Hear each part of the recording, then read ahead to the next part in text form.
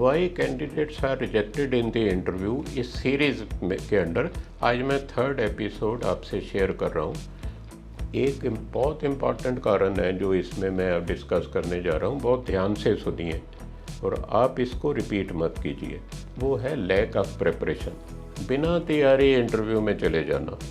कहीं भी आप बिना तैयारी जाओगे तो वहाँ पे सक्सेसफुल नहीं हो पाओगे। सिमिलरली इंटरव्यू में भी तैयारी करके जानी होती है। क्या तैयारी करनी? सबसे इम्पॉर्टेंट है अपनी ड्रेस तैयार कर लो कि मेरा फर्स्ट को इंटरव्यू है, मैंने 11 बजे पहुंचना है, तो मैं कौन सी ड्रेस पहन के जाऊंगा या पहन के जाऊंगी। प्रोफेशनल ड्रेस पहन के जानी है, कैजुअल ड्रेस पहन के नहीं जानी। नंबर 1, ड्रेस की तैयारी कर लो, एडवांस में तैयारी कर लो। लास्ट दिन जब आप इंटरव्यू में जाने की तैयारी में कई बार टाई नहीं मिलती, कहाँ रख दी समझ में नहीं आ रही, अपने क्लॉथ आयरन नहीं किए, वो तैयारी ड्रेस वाली आप कर लीजिए। दूसरी चीज़, जो कॉमनली इंटरव्यू में पूछे जाते हैं क्वेश्चन, उनको रिहर्सल कर लीजिए। आपको पता होंगे कौन से क्वेश्चन पूछे जाते हैं, हम अपने स्टूडेंट्स को बताते हैं, मेरे वीडियोस भी हैं इस पे।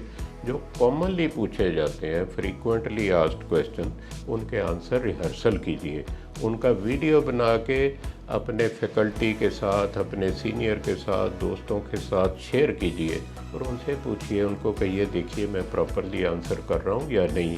अगर कोई गलती कर रहे हैं तो उसको आप करेक्ट कर लीजिए। तो नंबर 1 ड्रेस, नंबर 2 तैयारी, फ्रीक्वेंटली आस्क्ड क्वेश्चंस की आप तैयारी करके जाइए।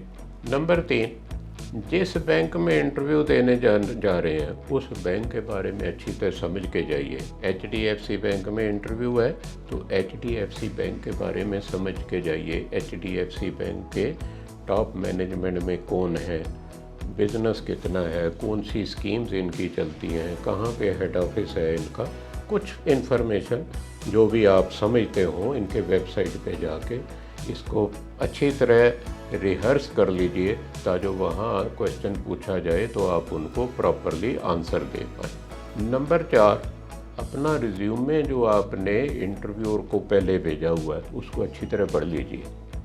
कई बार स्टूडेंट से कोई क्वेश्चन पूछते हैं तो स्टूडेंट्स या कैंडिडेट वहाँ पे कुछ बोल देते हैं जो रिज्यूमे में कुछ और लिखा होता है, तो वहाँ से नज़र आता है कि ये रिज्यूमे किसी और ने बनाया या आपने रिज्यूमे में क्या लिखा हो भूल गए।